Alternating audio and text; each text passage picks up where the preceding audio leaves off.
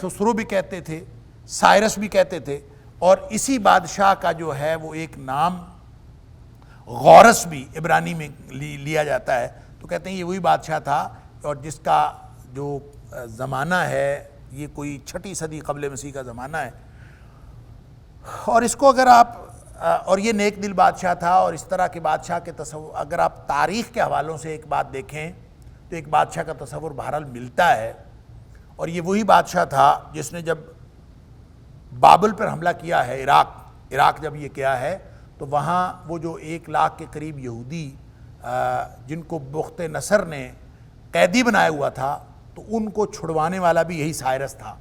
تو اس نے جا کے ان کو آزادی دلوائی تھی 537 قبل مسیح، 537 قبل مسیح میں جس آزادی کا ذکر تاریخ میں ملتا ہے، تو وہ اسی شخص نے دی تھی۔ تو کہتے ہیں کہ وہ عادل بادشاہ بھی تھا، اور ذوالقرنین اسی کا لقب تھا۔ واللہ عالم۔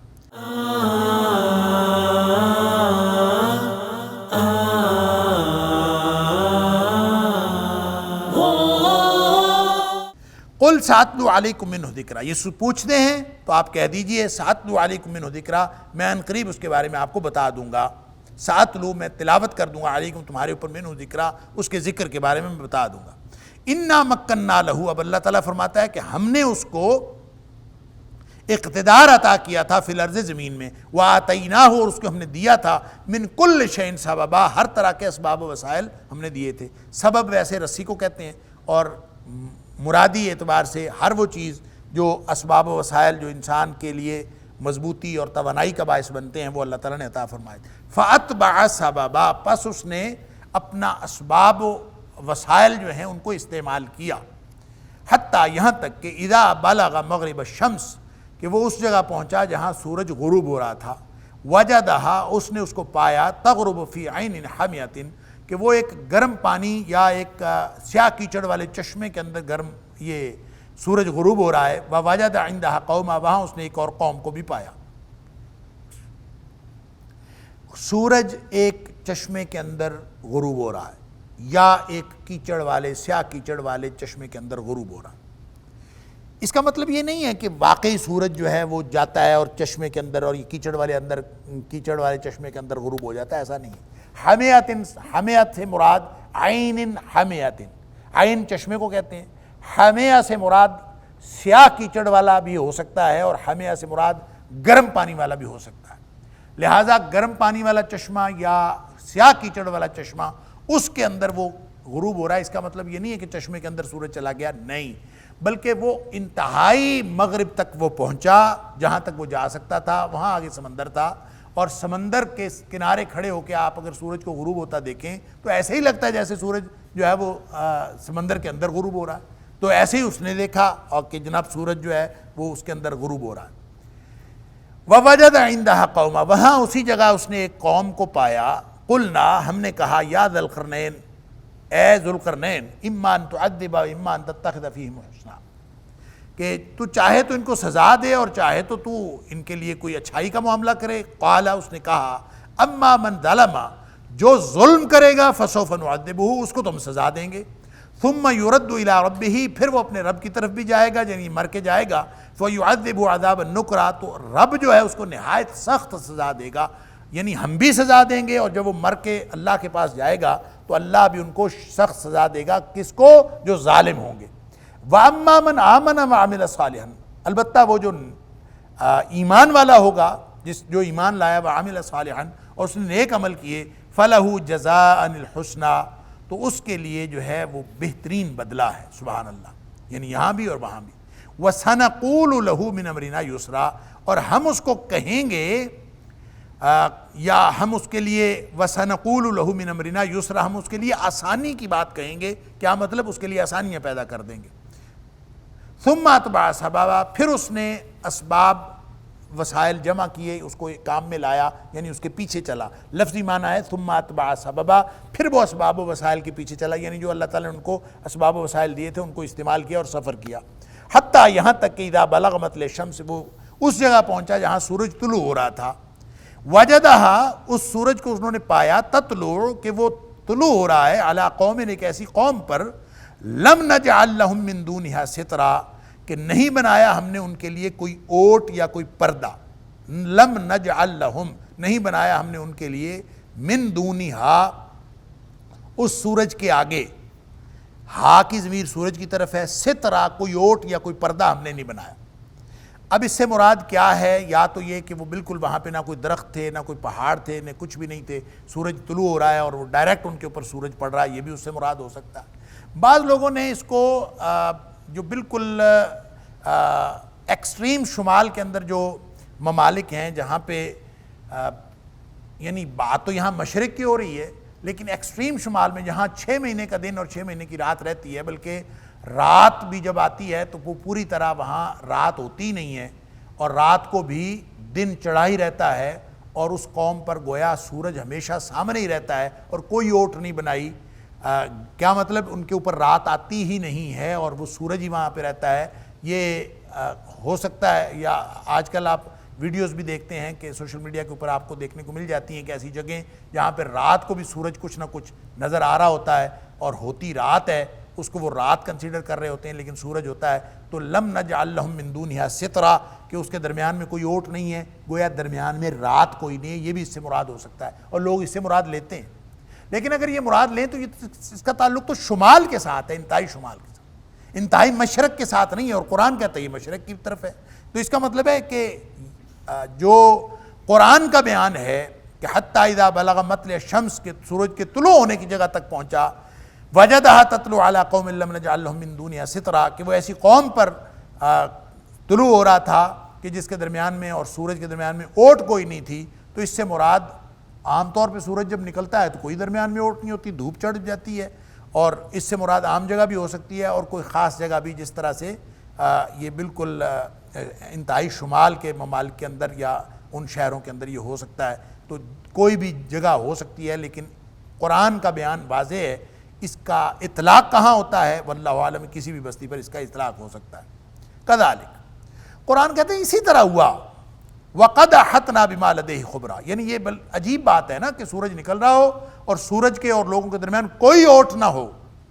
اس سے کچھ بھی مراد ہو سکتا ہے، ان کی چھتیں نہ ہوں، ان کے مکان نہ ہوں، ان کے درخت نہ ہوں اور کوئی اوٹ نہ ہو، یہ بھی مراد ہو سکتا ہے۔ جیسا کہ یہ قطب شمالی کے اندر سورج جو ہے وہ نکل ہی رہتا ہے، درمیان میں رات کی اوٹ نہیں آتی، یہ بھی ہو سکتا ہے۔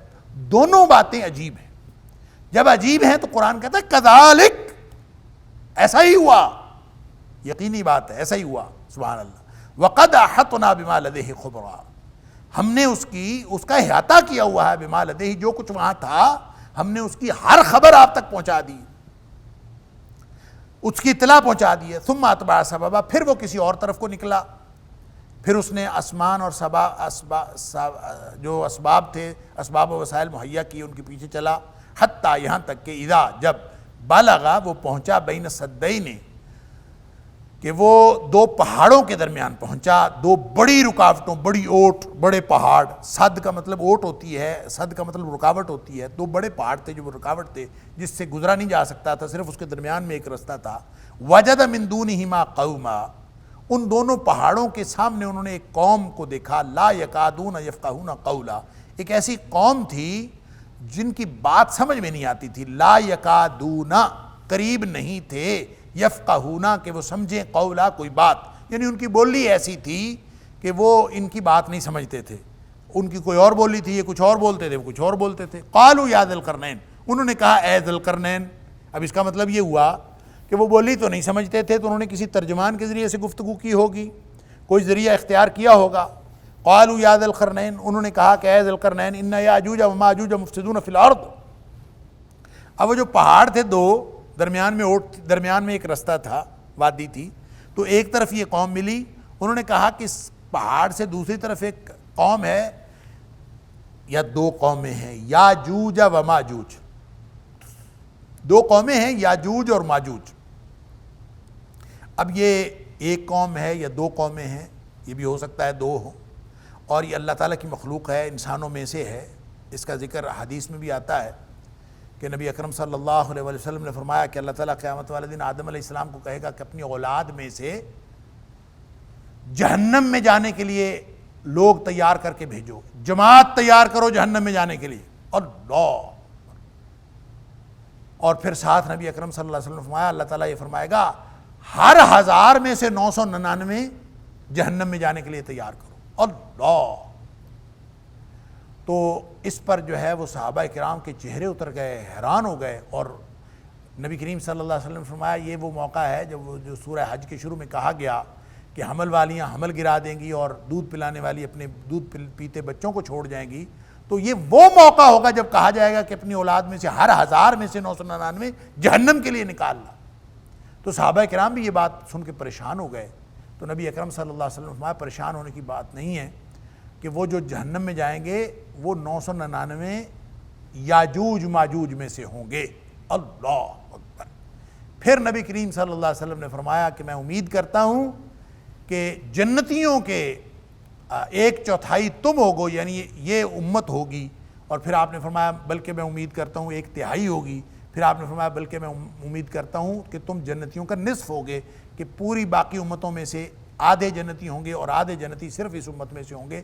تو یہ بات جب نبی کریم صلی اللہ علیہ وسلم نے فرمائی تو صحابہ کرام خوش ہو گئے۔ تو اس میں گویا یہ ذکر ہے یاجوج ماجوج کا، اور آدم علیہ السلام کی اولاد کے حوالے سے تو ایک بات کنفرم ہو گئی کہ یہ یاجوج ماجوج کوئی خلائی مخلوق نہیں ہے، کوئی اور کہیں سے آنے والی مخلوق نہیں ہے، بلکہ یہ آدم علیہ السلام کی اولاد میں سے، لہذا آدم علیہ السلام کی اولاد میں سے کوئی مخلوق ہے جس کو دیوار کے ذریعے سے بند کیا گیا، جس کا آگے ذکر آ رہا ہے۔ اور ذوالقرنین کو انہوں نے کہا کہ یہ جو یاجوج ماجوج ہیں مفسدون فی الارض، یہ زمین میں فساد پھیلاتے ہیں، فہل نجعل لک خرجا، کیا ہم تمہیں کوئی خرچہ دیں، علی ان تجعل بیننا و بینہم سدا، کہ تو ہمارے اور ان کے درمیان رکاوٹ بنا دے، کوئی دیوار کھڑی کر دے۔ اللہ! ایک دیوار بنا دے، بند، صد کہتے ہیں ایسی چیز کو جس کو بالکل بند کر دیا جائے اور اس کے گزرنے کا کوئی جگہ نہ رہے۔ قال ما مکنی فیہ ربی خیر، ذوالقرنین نے کہا کہ جو کچھ اقتدار، جو کچھ اختیار عطا کیا ہے، جو قوت عطا کی ہے اس بارے میں میرے رب نے مجھے، خیر وہ زیادہ بہتر ہے۔ فَأَعِینُونِی بِقُوَّةٍ، تم مجھے افرادی قوت کے ذریعے سے مدد کرو میری، اجعل، یعنی خرچہ نہیں چاہیے، اخراجات ہیں، سارا کچھ ہے، صرف افرادی قوت چاہیے، کوئی خدام مجھے دے دو۔ اجعل بینکم و بینہم ردما، میں تمہارے اور ان کے درمیان میں ایک انتہائی مضبوط دیوار بنا دیتا ہوں۔ سدا اور ردما، ان میں فرق ہے۔ سدا کوئی بھی کسی بھی طرح کی دیوار ہو سکتی ہے، آپ یوں کر کے کوئی تھوڑی سی رکاوٹ کھڑی کر لیں وہ بھی سدا ہے، لیکن ردما کہتے ہیں کہ ردم اس رکاوٹ کو اور اس دیوار کو کہتے ہیں جس میں ردے لگا کر ایک کے اوپر دوسرا، دوسرے کے اوپر تیسرا، ٹکڑے لگا کر اس کو انتہائی مضبوط بنایا جائے، اس کو ردما کہتے ہیں۔ تو انہوں نے کہا میں ردم بنا دیتا ہوں، تم نے تو سدا کہا ہے کہ کوئی رکاوٹ کھڑی کر دو، میں ایک ایسی مضبوط دیوار بناؤں گا تاکہ اس کو یہ پاٹ نہ سکیں اور اس کے اوپر نہ چڑھ سکیں اور اس دیوار کو ختم بھی نہ کر سکیں، اس میں سوراخ بھی نہ کر سکیں۔ لہذا ایسے کرو، آتونی زبر الحدید، لوہے کے تختے لے کے آؤ، حتیٰ اذا ساوا بین الصدفین، یعنی لوہے کی ایک دیوار بنائی، آتونی زبر الحدید، مجھے لوہے کے تختے لا کے دو، لوہے کی چادریں، حتیٰ اذا ساوا، جب وہ برابر ہو گئے، یعنی اس کو جوڑتے گئے، حتیٰ اذا ساوا بین الصدفین، جب وہ دونوں پہاڑوں کے درمیان برابر ہو گئے، قال انفخوا، تو انہوں نے کہا کہ اس کے نیچے سے آگ جلاؤ۔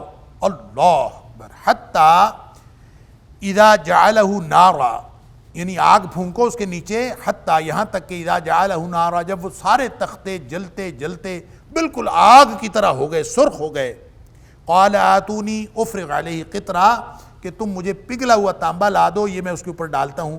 تو یعنی اس کے اوپر پگھلا ہوا تانبا ڈال دیا گیا، اب وہ اس کی درزوں وغیرہ میں اس کی ساری ہر جگہ پہ وہ پگھلا ہوا تانبا، اور یہ ایک بالکل زبردست قسم کی مضبوط دیوار بن گئی۔ فَمَسْتَطَاعُوا أَن يَظْهَرُوهُ، پس نہیں طاقت رکھتے کہ وہ اس کے اوپر چڑھے، یعنی وہ اتنی اونچی ہے کہ اس کے اوپر وہ چڑھ نہیں سکتے۔ وَمَا اسْتَطَاعُوا لَهُ نَقْبًا، اور نہ ہی اس میں وہ سوراخ کر سکتے ہیں۔ اللہ اکبر! اب یہاں بھی وہ فرق ہے جو میں نے پیچھے عرض کیا تھا کہ حضرت خضر علیہ السلام نے جب موسیٰ علیہ السلام کو کہا تھا کہ تو صبر نہیں کر سکا، تو اس میں ایک جگہ باب افتعال سے تھا اور ایک جگہ پہ تائے افتعال کے بغیر تھا، یہاں بھی وہی ہے فَمَسْتَطَاعُوا أَن يَظْهَرُوهُ۔ تو یہ گویا اس میں نسبتاً آسانی ہے کہ وہ استطاعت نہیں رکھتے، وہ طاقت نہیں رکھتے کہ اس کے اوپر چڑھ جائیں۔ وَمَسْتَطَاعُوا لَهُ نَقْبًا، اور تکلیف کر کے، محنت کر کے، مشقت کر کے بھی کوشش کریں گے تو سوراخ نہیں کر سکیں گے۔ گویا چڑھنا نسبتاً آسان ہے، وہ بھی نہیں کر سکیں گے، اور سوراخ کرنا تو نسبتاً بہت زیادہ ان کو تکلیف دے گا، اور اس کے بہت تکلیف اور تکلف کر کے بھی اس میں سوراخ نہیں کر سکتے۔ قال ھذا رحمۃ من ربی، اور ساتھ فرمایا کہ اس نے ذوالقرنین نے کہا کہ قال ھذا رحمۃ من ربی، میرے رب کی رحمت ہے۔ فَإِذَا جَاءَ وَعْدُ رَبِّي، جب میرے رب کا وعدہ آ جائے گا، جَعَلَهُ دَكَّاءَ، اللہ اکبر، تو اس کو برابر کر دے گا، یعنی یہ دیوار ٹوٹ جائے گی۔ دکا کا مطلب ہوتا ہے برابر ہو جانا، تو گویا یہ جو اونچی دیوار ہے یہ بالکل برابر آ لگے گی، یہ ختم ہو جائے گی۔ وَكَانَ وَعْدُ رَبِّي حَقًّا، اور میرے رب کا وعدہ جو ہے وہ سچا ہے۔ یہ ہے وہ بات جو اللہ کے رسول صلی اللہ علیہ وسلم نے یاجوج ماجوج کے بارے میں فرمائی۔ اب یاجوج ماجوج کون سی قوم ہے؟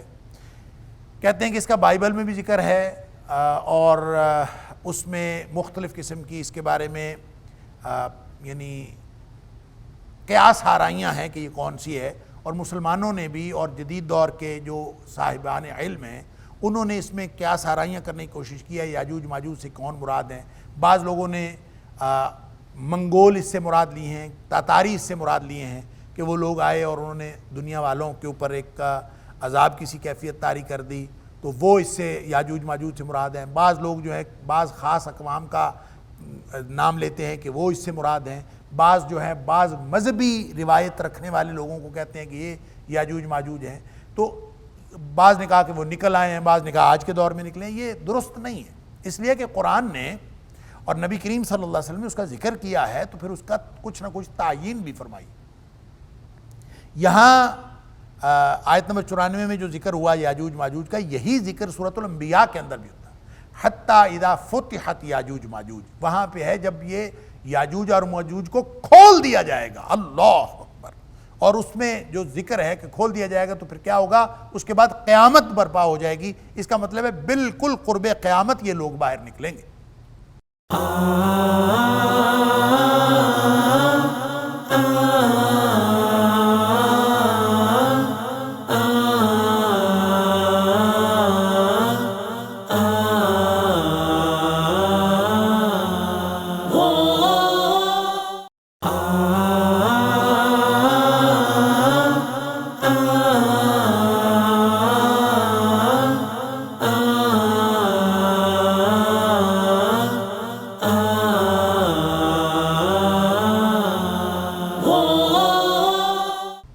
اور پھر اس کی تفصیل حدیث میں بھی، صحیح حدیث کے اندر بھی آتی ہے کہ نبی اکرم صلی اللہ علیہ وسلم نے فرمایا کہ یہ اس وقت نکلیں گے جب حضرت عیسیٰ علیہ السلام اس دنیا میں آ چکے ہوں گے، اور اس وقت یہ پوری دنیا میں فساد پھیلائیں گے، اور یہ مسلمانوں کو بھی قتل کریں گے، سارے انسانیت کے دشمن ہوں گے۔ اس میں یہ بھی ہے کہ یہ تبریہ کا پانی پی جائیں گے، اس میں یہ بھی ہے کہ یہ فلاں کر جائیں گے، فلاں کر جائیں گے، یعنی وہ ذکر ہے۔ اور حتیٰ کہ یہ دنیا والوں میں قتل عام کرنے کے بعد اور فساد پھیلانے کے بعد یہ آسمان کی طرف بھی تیر پھینکیں گے کہ ہم آسمان والوں کو بھی قتل کریں، اور اللہ کی قدرت سے وہ جو آسمان سے تیر ہیں وہ خون آلود واپس آئیں گے، اور پھر یہ خوش ہوں گے کہ ہم نے آسمان والوں کو بھی زندہ نہیں چھوڑا۔ یہ اس طرح کے لوگ ہوں گے اور قیامت کے قریب آئیں گے، اور اس کے بعد حضرت عیسیٰ علیہ السلام کی بد دعا سے یا اس وقت جو بھی کیفیت ہوگی، اللہ تعالیٰ ان کے کوئی ایسا کیڑا ان کی گردن میں پیدا کرے گا، کوئی ایسی وبا پھوٹے گی جس کی وجہ سے سب مر جائیں گے، اور پوری زمین پہ، روئے زمین پہ تعفن پھیل جائے گا۔ اس کا ذکر بھی حدیث کے اندر آتا ہے، تعفن پھیل جائے گا۔ اس تعفن کی وجہ سے زمین کی فضا بہت مقدر ہوگی، رہنا مشکل ہوگا۔ پھر اللہ تعالیٰ ایک ایسی بارش آسمان سے برسائے گا کہ جس سے جو ہے وہ پھر کوئی ایسے پرندے آئیں گے جو ان کی لاشوں کو اٹھا کے لے جائیں گے، اور بارش ایسی برسائے گا جس سے ساری زمین صاف اور پاک ہو جائے گی۔ تو یہ ذکر آتا ہے، تو اس کا مطلب یہ تو بالکل قرب قیامت کا ذکر ہے۔ اس سے یہ بات واضح ہوئی کہ جن لوگوں نے قیاس آرائیاں کی ہیں، اسپیکولیشنز کی ہیں کہ اس سے مراد فلاں قوم ہے اور فلاں قوم ہے، اور فلاں قوم نے یہ کچھ کر دیا اور یہ نشانیاں اس کے اوپر صادق آتی ہیں، تو وہ درست نہیں ہے، بلکہ یہ قرب قیامت حضرت عیسیٰ علیہ السلام کی آمد کے بعد ہونے والا ایک واقعہ ہے۔ واللہ اعلم بالصواب۔ اس سے مراد کون سی دیوار ہے؟ دیوار کا بھی لوگوں نے بہت اندازہ اور حساب لگانے کی کوشش کی ہے، اس کے علاقے کا تعین کرنے کی بھی کوشش کی ہے۔ صحیح بات یہ ہے جب اللہ تعالیٰ نے فرما دیا کہ قرب قیامت ان کو کھولا جائے گا، تو ہمیں کیا ضرورت ہے قیاس آرائیاں کرنے کی؟ کہاں ہے، کون سی دیوار ہے، اللہ کو معلوم۔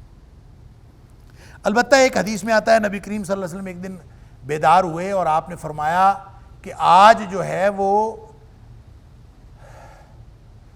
یاجوج ماجوج کی دیوار میں اتنا سوراخ ہو گیا ہے. نبی کریم صلی اللہ علیہ وسلم یوں حلقہ بنایا اور آپ نے فرمایا اتنا سوراخ ہو گیا, تو اس کا مطلب وہ لگے ہوئے ہیں. تو یہ بھی حدیث میں آتا ہے کہ وہ روزانہ اس کو دیوار کو جو ہے وہ توڑتے رہتے ہیں. جب وہ بالکل قریب آ لگتے ہیں تو وہ کہتے ہیں اچھا ہم کل کریں گے, پھر وہ سو جاتے ہیں جا کے, پھر دوبارہ صبح آتے ہیں تو وہ پھر ویسی کی ویسی ہوئی پڑی ہوتی. ایک وقت آئے گا کہ جب یہ کہیں گے انشاءاللہ کل کریں گے, جب یہ انشاءاللہ کہہ کے سوئیں گے تو پھر اگلے دن وہ وہیں کی وہیں ہوگی اور پھر اس کو توڑ لیں گے اور پھر اس سے باہر نکل آئیں گے. واللہ عالم کیا کیفیت ہوگی اور یہ کون لوگ مراد ہیں اللہ کو معلوم.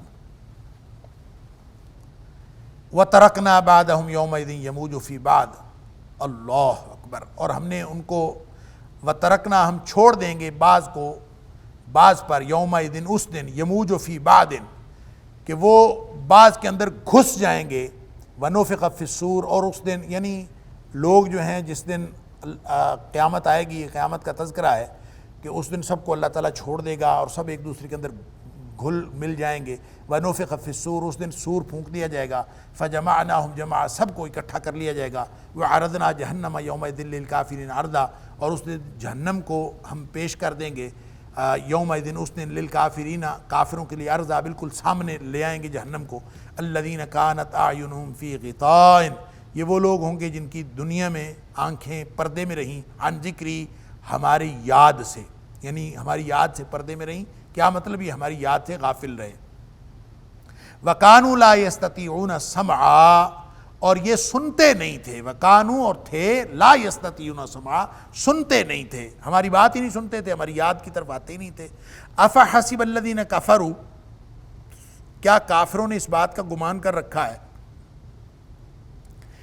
کہ أَن يَتَّخِذُوا عِبَادِي مِن دُونِي أَوْلِيَاءَ کہ وہ میرے بندوں کو مجھے چھوڑ کر وہ اپنا اولیاء بنا لیتے ہیں. اللہ اکبر. یعنی کیسا عجیب خیال ہے اور کیسا عجیب طرز عمل ہے کہ مجھے چھوڑ کر میرے ہی بندوں کو وہ اپنا کارساز بنا لیتے ہیں, ان کو اپنا ولی بنا لیتے ہیں, اپنا دوست بنا لیتے ہیں. اللہ اکبر. انا اعتدنا جہنم للکافرین نزلا بے شک ہم نے تیار کر رکھا ہے جہنم للکافرین کافروں کے لیے نزلا مہمانی کے طور پر. اللہ اکبر. قل اے حبیب صلی اللہ علیہ وسلم آپ فرما دیجئے هل ننبئکم بالاخسرین اعمالا کیا میں خبر دوں تمہیں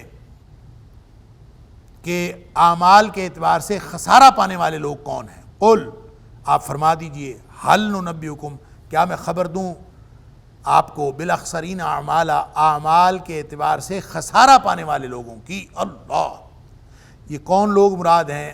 بخاری شریف کے اندر ایک قول حضرت عمر بن العاص کا رضی اللہ تعالیٰ عنہ کے بیٹے مصعب بن عمر سے ایک روایت ہے بخاری شریف کے اندر. وہ کہتے ہیں کہ یہ اس سے مراد یہود و نصارہ ہیں کہ وہ ہیں اصل میں خسارہ پانے والے لوگ, لیکن کوئی بھی ہو سکتے ہیں, کسی کے اوپر بھی یہ صادق آ سکتی ہے یہ بات. الذین ضل سعیہم فی الحیات الدنیا جس کا بھی کردار اس طرح کا ہوگا. کون ہیں لوگ جو اعمال کے اعتبار سے خسارہ پانے والے لوگ ہیں.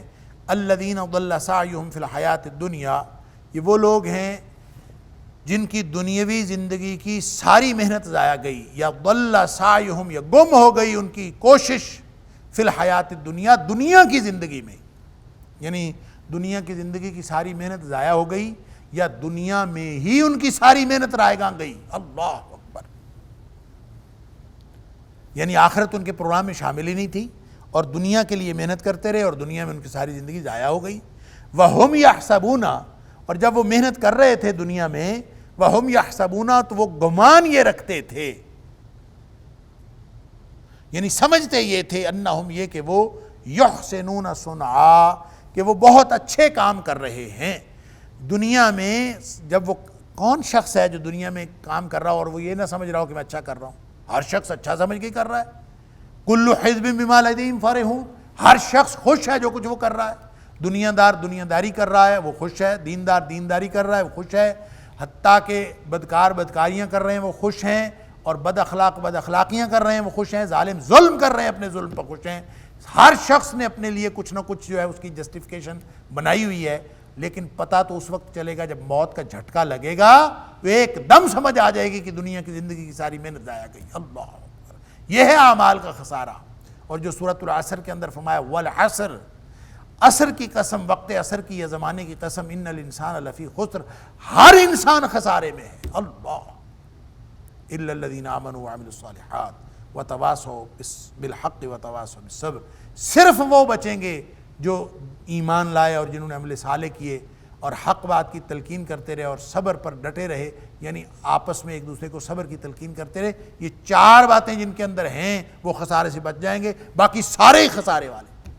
یہاں فرمایا کہ ان کی دنیا کی زندگی کی محنت ساری ضائع ہو گئی، دنیا میں ہی ضائع ہو گئی، اور دنیا میں وہ یہ سمجھتے رہے کہ ہم اچھا کام کر رہے ہیں۔ تو کب پتہ چلا کہ اچھا نہیں کر رہے؟ جب موت کا جھٹکا لگا اس وقت پتہ چلا، اور اس وقت پتہ چلنے کا کیا فائدہ؟ اللہ اکبر۔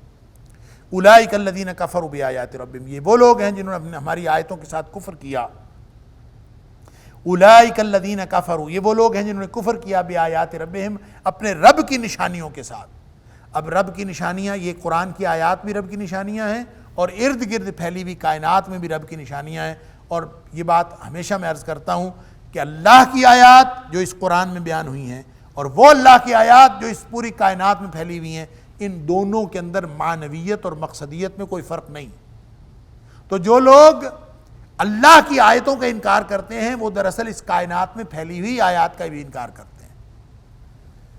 اللہ اکبر۔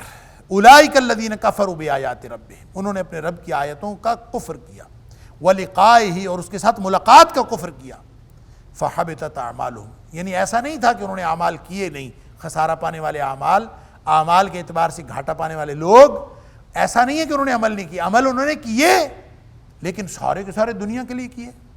اللہ کے ساتھ ملاقات ان کے پروگرام میں شامل نہیں تھی۔ اللہ کی آیات اور اس کی نشانیوں کے مطابق ان کو پورا جو آخرت کا جو تصور دیا گیا اس کے مطابق آخرت کی جواب دہی ان کے پروگرام میں شامل نہیں تھی۔ انہوں نے انکار کیا اللہ کی نشانیوں کا، اللہ کی آیات کا، اور فرمایا کہ وَلِقَائِهِ، اور اس کے ساتھ ملاقات کا بھی انکار کیا۔ مر گئے، مٹی ہو گئے، بس ختم، دوبارہ کہاں اٹھنا ہے، ایسے مولوی لگے رہتے ہیں۔ اللہ اکبر۔ فرمایا اس لیے ان کے سارے اعمال ضائع ہو گئے، فَحَبِطَتْ أَعْمَالُهُمْ، ان کی ساری زندگی کے اعمال ضائع ہو گئے۔ یہ گویا یہاں پہ کنکلیوڈ کیا جا رہا ہے۔ جو سورہ کہف کا آغاز ہوا تھا تو میں نے عرض کیا تھا کہ اس سورت میں ایمان اور روحانیت، ایمان روحانیت کا مقابلہ ہے مادیت کے ساتھ، اور اس مقابلے میں امتحان ہوتا ہے۔ اللہ تعالیٰ ایمان کا امتحان لیتا ہے۔ ایمان کے امتحان کی ایک نشانی، اور امتحان کی مختلف نوعیتیں ہیں، مختلف طریقے سے اللہ تعالیٰ امتحان لیتا ہے۔ ایمان کے امتحان کی نشانی، ایمان کے ابتلاء کی ایک نشانی، ایک مثال اصحاب کہف ہیں جو اپنا ایمان بچا کے الگ ہو گئے۔ پھر دولت کی آزمائش ہے، جہاں دو بھائیوں کا قصہ، دو باغ والوں کا قصہ بیان ہوا ہے۔ پھر علم کی آزمائش ہے، جس کے لیے اللہ تعالیٰ نے موسیٰ علیہ السلام اور خضر علیہ السلام کا واقعہ، موسیٰ اور خضر کا واقعہ بیان کیا ہے۔ اور پھر اقتدار کی آزمائش ہے، جس کے لیے ذوالقرنین کا قصہ بیان کیا ہے۔ گویا ہر طرح کی جو نوعیتیں امتحان کی ہیں بڑی بڑی، وہ بتا کے اب یہاں پہ کنکلوڈ کیا جا رہا ہے۔ بچے گا وہی جو ایمان اور عمل صالح کے ذریعے سے، تو جو یہی پیغام ایمان اور عمل صالح کا پہلی 10 آیات میں ہے سورہ کہف کی، اور یہی پیغام آخری 10 آیات میں ہے۔ گویا وہ اسٹریٹجی، وہ حکمت عملی جو ہمیں بچا سکتی ہے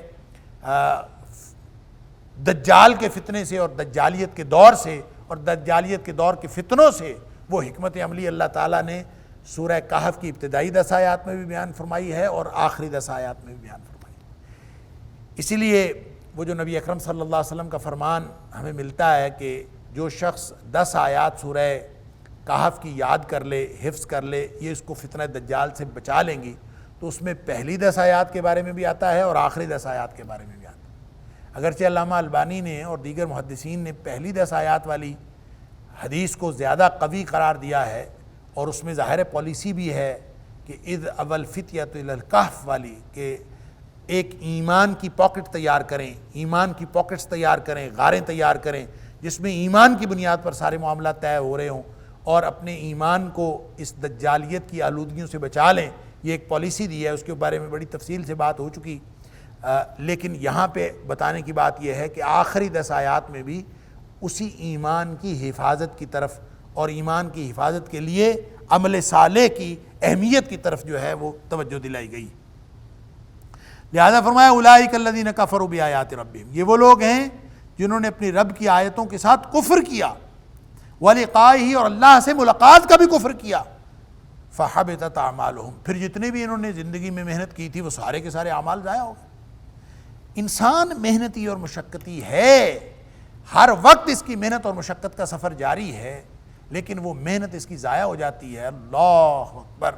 ھل اتاک حدیث الغاشیہ وجوہ یومئذ خاشعہ عاملۃ ناصبہ تصلی نارا حامیہ، کہ تمہارے پاس چھا جانے والی قیامت کی خبر نہیں آئی؟ اس دن بہت سارے چہرے ایسے ہوں گے جو ڈرے ہوئے ہوں گے، عاملۃ ناصبہ، محنت کر کر کر کے تھکے ہوئے ہوں گے، تصلی نارا حامیہ، لیکن جہنم میں جائیں گے، اللہ، دہکتی ہوئی آگ میں ڈال دیے جائیں گے۔ اللہ تعالیٰ معاف فرمائے۔ وہ محنت کیا ہے؟ وہ یہی محنت ہے، الذین ضل سعیہم فی الحیاۃ الدنیا، دنیا کی زندگی میں ہی ساری محنت ضائع ہو گئی، جو کیا دنیا کے لیے کیا، ادھر ہی کر دیا بس، آخرت اس کا مطمع نظر ہی نہیں تھا۔ جس کا مطمع نظر آخرت نہیں ہے اس کو آخرت میں اجر کیسے ملے گا؟ اللہ۔ لہٰذا وہ اعمال جو ضائع ہو جانے ہیں، وہ کون سے اعمال ہیں؟ جن کے اندر آخرت پروگرام میں شامل نہیں ہے، اللہ کی ملاقات شامل نہیں ہے۔ اللہ کی ملاقات پروگرام میں شامل ہو تو انسان لمحہ لمحہ یہ سوچتا ہے کہ میں نے اللہ کے سامنے کھڑا ہونا ہے۔ وَأَمَّا مَنْ خَافَ مَقَامَ رَبِّهِ، جو اپنے رب کے سامنے کھڑا ہونے سے ڈر گیا، وَنَهَى النَّفْسَ عَنِ الْهَوَىٰ، اللہ پر، اللہ کے سامنے کھڑا ہونے سے ڈر گیا، یہ بات سمجھ آ گئی کہ میں نے ایک دن اللہ کے سامنے پیش ہونا ہے، لمحے لمحے کے ایک حساب دینا ہے، اور یہ حساب دینے کا تصور اس کو اس بات پر مجبور کر دیتا ہے، یہ عقیدہ، وَنَهَى النَّفْسَ عَنِ الْهَوَىٰ، پھر وہ اپنے نفس کو خواہشات سے روک لیتا ہے کہ نہ یہ کام نہیں کرنا، یہ حرکت نہیں کرنی۔ کیوں؟ اللہ کو کیا جواب دوں گا قیامت والے دن؟ سبحان اللہ۔ یعنی اللہ سے ملاقات کا جو تصور ہے وہی دراصل انسان کے لیے ایک بائنڈنگ فورس ہے، اس کو عمل پر باؤنڈ کرتا ہے کہ میں اللہ کے سامنے کھڑا ہوں گا تو میں کیا جواب دوں گا، اور اگر اس پر ایمان ہی نہیں ہے تو اولئک الذین کفروا بآیات ربہم، پھر تو یہ کافر ہیں اپنے رب کی آیات کے، ولقائہ، اور رب کی ملاقات کے بھی کافر ہیں۔ اللہ اکبر۔ جب یہ اس طرح کا عقیدہ رکھتے ہیں، فحبطت اعمالہم، تو جتنے مرضی اچھے عمل کیے ہوں سارے کے سارے ضائع ہو جاتے ہیں، حتیٰ کہ نیک عمل بھی کیے ہوئے ہوں وہ بھی ضائع ہو جاتے ہیں۔ فلا نقیم لہم یوم القیامت وزنا، قیامت والے دن ہم ان کا وزن قائم ہی نہیں کریں گے۔ اس کا ایک معنی تو یہ ہے کہ ان کا کوئی وزن نہیں ہوگا، قیامت والے دن ان کے ایویلیویشن میں ان کا وزن ہی کوئی نہیں ہوگا۔ اللہ اکبر۔ فلا نقیم لہم یوم القیامت وزنا، ان کا کوئی وزن نہیں ہوگا، ان کو کوئی اجر نہیں ملے گا۔ دوسرا اس کا معنی یہ ہے کہ ان کے اعمال کو تولنے کے لیے، وہ اعمال چونکہ دنیا میں ہی ضائع ہو جائیں گے، لہٰذا قیامت والے دن ان کے اعمال کو تولنے کے لیے ترازو قائم ہی نہیں کیا جائے گا۔ اللہ اکبر۔ کچھ ہوگا ان کے پلے تو ترازو قائم کیا جائے گا، جب ہوگا ہی کوئی نہیں۔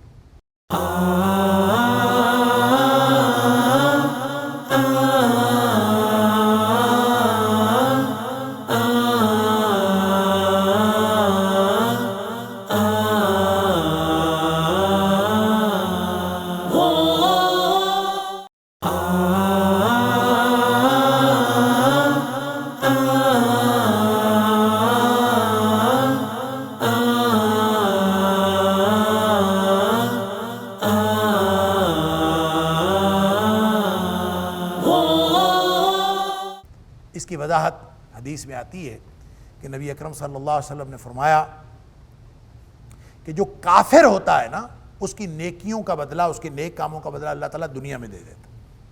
اگر اس نے کوئی نیک کام کیے ہیں، کوئی خدمت خلق کی ہے، کوئی کسی مخلوق خدا کی خدمت میں اس نے کوئی وقت لگایا ہے، یا بہت ساری کوئی سخاوت کی ہے، کوئی کسی کی عملاً مدد کی ہے، تو اللہ تعالیٰ ان کے دنیا کی نیکیوں کا بدلہ ان کو دنیا میں ہی دے دیتا۔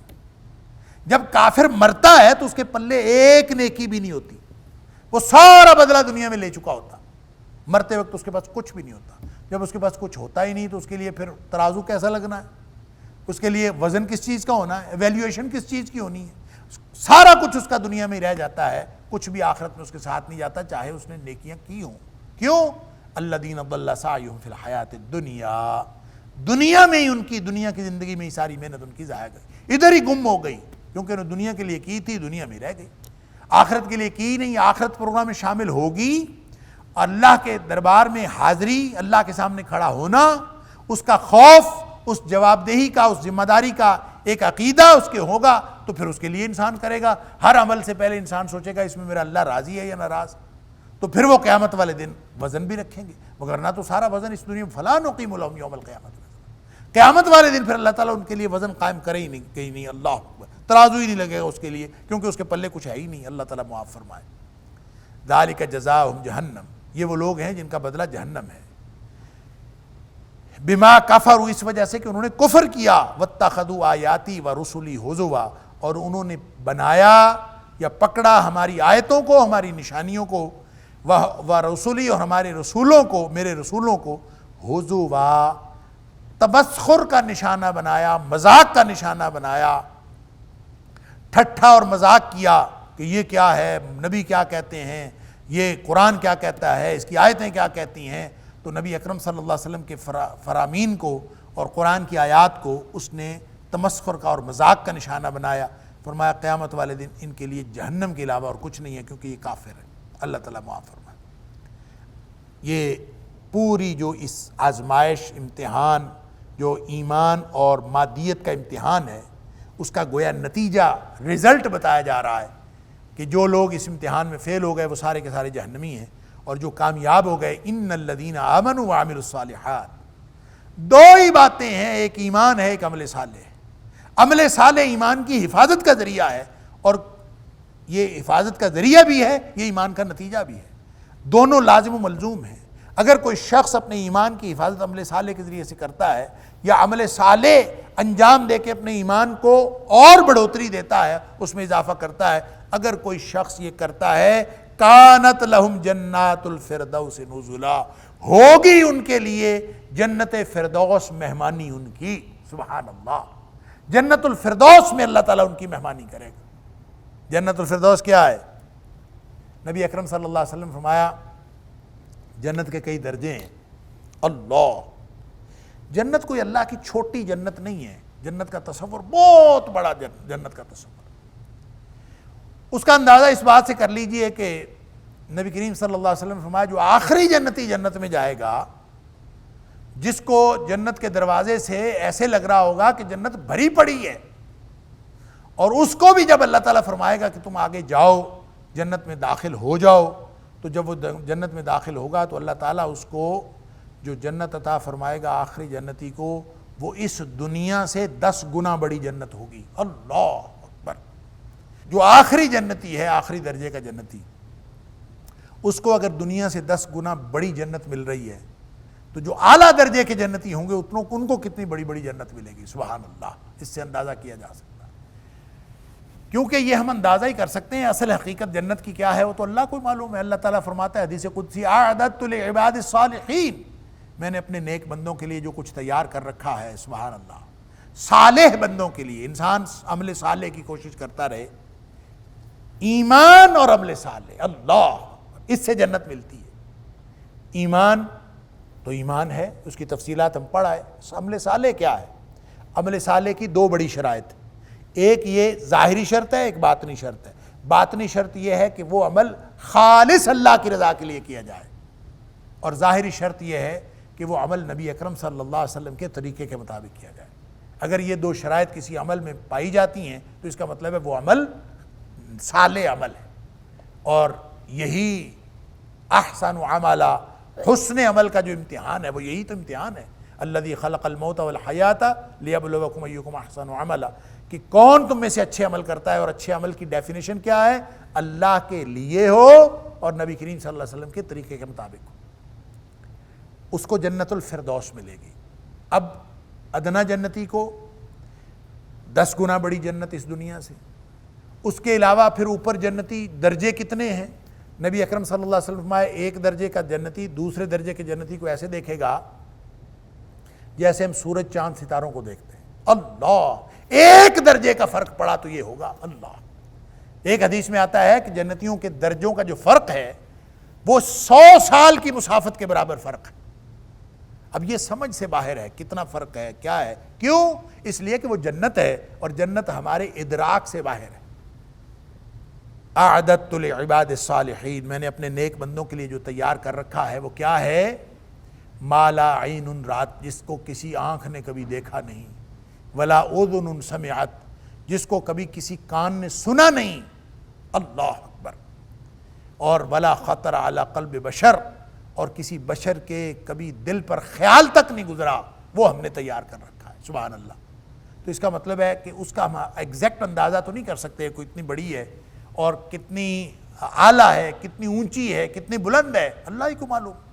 لیکن ایک بات نبی کریم صلی اللہ علیہ وسلم نے فرمائی کہ جب بھی اللہ سے دعا کیا کرو نا تو جنت الفردوس مانگا کرو، سبحان اللہ۔ یہاں فرمایا ان الذین آمنوا وعملوا الصالحات کانت لہم جنات الفردوس نزلا، جو فردوس کی جنت ہے وہ ان کی مہمانی ہوگی، اللہ اکبر۔ اور کون سی ہے؟ نبی اکرم صلی اللہ علیہ وسلم، جنت الفردوس سب سے اوپر ہے۔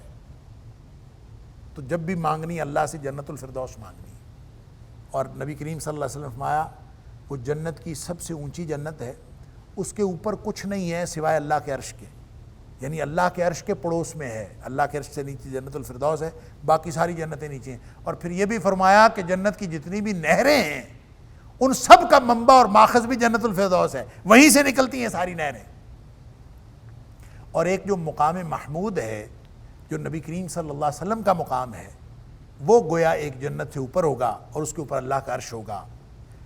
گویا جس کو جنت الفردوس ملے گی اس کو اللہ کے عرش کی ہمسائیگی بھی ملے گی، اس کو نبی اکرم صلی اللہ علیہ وسلم کی ہمسائیگی بھی ملے گی۔ اللہ تعالی ہم سب کو نبی اکرم صلی اللہ علیہ وسلم کی ہمسائیگی اور اللہ کے عرش کا سایہ نصیب کرے، اور اللہ تعالی ہم سب کو جنت الفردوس میں اکٹھا فرمائے۔ اللہ ساری مخلوق کو جنت الفردوس میں اکٹھا کر دے، اس کی کوئی جنت چھوٹی ہے؟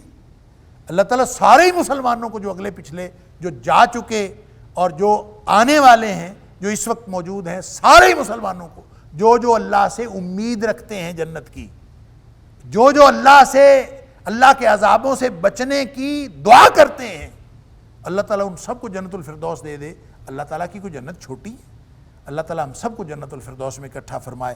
تو قانون اللہ نے بتا دیا، اور اس ابتلاء اور آزمائش کا نتیجہ اللہ تعالیٰ نے بتا دیا کہ وہ لوگ جو کفر کرتے ہیں اور اس پورے نظام کو نہیں مانتے، اس ابتلاء و آزمائش میں مادیت کی طرف جاتے ہیں، یہ سارے کے سارے لوگ جہنم میں جانے والے ہیں۔ اور اس کے مقابلے میں جو ایمان کی حفاظت کرنے والے لوگ، ان الذین آمنوا وعملوا الصالحات کانت لہم جنات الفردوس نزلا خالدین فیہا، وہ اس میں ہمیشہ رہیں گے، سبحان اللہ، اس میں پھر نکلنا نہیں ہے۔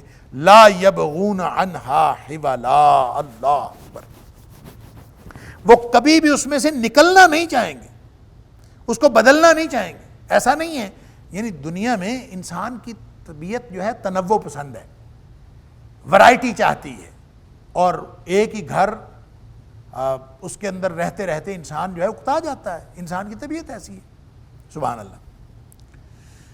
پھر ہماری بہنیں، بیٹیاں، مائیں جو ہیں وہ گھروں کے سیٹنگ چینج کرتی ہیں، جو امیر لوگ ہیں وہ اپنا فرنیچر چینج کرتے ہیں، وہ مختلف چیزیں تبدیل کرتے ہیں۔ کیوں؟ انسان تنوع پسند ہے۔ اور جو بہت زیادہ امیر لوگ ہوتے ہیں وہ گھر بھی چینج کرتے ہیں، کبھی کوئی گھر کبھی کوئی گھر۔ کیوں؟ انسان کی طبیعت کے اندر ورائٹی ہے، تنوع پسند۔ اور کل جدید لذیذ، وہ کہتے ہیں کہ ہر نئی چیز جو ہے وہ بڑی اچھی، بڑی لذت والی لگتی ہے، جب وہ تھوڑی سی پرانی ہو جاتی ہے پھر انسان کہتا ہے کوئی اور کام کرو۔ لیکن جب انسان جنت میں جائے گا نا تو پھر یہ طبیعتیں نہیں ہوں گی، پھر نفسیاتی کیفیت یہ نہیں ہوگی، اللہ، وہاں پہ اکتاہٹ نہیں ہے، وہاں پہ انسان بدلنا نہیں چاہے گا۔ لا یبغون عنہا حولا، وہاں کی یہ جنت کی خصوصیت ہے کہ وہاں انسان اکتائے گا نہیں۔ یہ دنیا میں اکتا جانا یہ اس وجہ سے نہیں ہے کہ یہ نعمتیں ہیں، دنیا کی نعمتوں سے اکتا جانا اس لیے ہے کہ یہ آزمائش اور امتحان ہے۔ امتحان میں انسان ایک کیفیت سے دوسری، دوسری کیفیت سے تیسری، یہ سارا کا سارا امتحان ہے۔ وہاں امتحان نہیں ہونا، وہ دار الجزاء ہے، لہٰذا وہاں پہ کوئی اکتاہٹ نہیں، وہ کوئی ایسی بات نہیں، بلکہ فرمایا کہ خالدین فیہا، ایک تو ہمیشہ رہیں گے، لا یبغون عنہا حولا، اس میں سے نکلنا نہیں چاہیں گے، تبدیل کرنا نہیں چاہیں گے۔ اللہ نے گویا بائی ڈیفالٹ اس سسٹم کے اندر ایسا کچھ رکھا ہوگا کہ انسان اس سسٹم کے اندر اس طرح سے سنکرونائز ہو جائے گا کہ اس کو کبھی بھی اکتاہٹ نہیں ہوگی۔ کیونکہ بعض حدیثوں میں آتا ہے کہ نبی کریم صلی اللہ علیہ وسلم فرمایا کہ مثلا جمعے کے دن وہاں پہ گیدرنگ ہوا کرے گی، لوگ باہر جایا کریں گے، لوگ آپس میں جنتیوں کی گیدرنگ ہوا کرے گی۔ جب یہ گیدرنگ سے ہو کے واپس آئیں گے تو ان کے حسن میں بھی اضافہ ہوا ہوگا، اور یہ جب گھر پہنچیں گے تو ان کی جو ازواج ہوں گی، جو حوریں ہوں گی، یا جو بھی ان کے گھر کے اندر جو سسٹم ہوگا، ان کے حسن میں بھی پہلے سے اضافہ ہو چکا ہوگا۔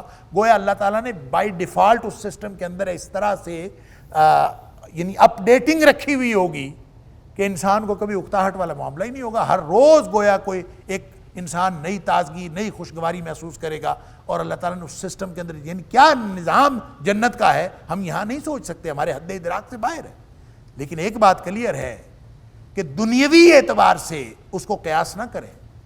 بعض لوگوں کو ہم کہتے سنتے ہیں، ایک آدمی بڑا سو کالڈ پڑھا لکھا، میں نے خود سنا، وہ کہہ رہا تھا یار جنت ٹھیک ہے، اس کی نعمتیں بھی ٹھیک ہیں، لیکن یہ جو ہمیشگی کا تصور ہے کہ ہمیشہ ہی ادھر رہنا ہے، تبدیلی ہونی کوئی نہیں، تو یہ بڑا خوفناک تصور ہے، بھیانک تصور ہے۔ ہمیشہ ہی ایک ہی جگہ ہمیشہ ہی، بڑا خوفناک۔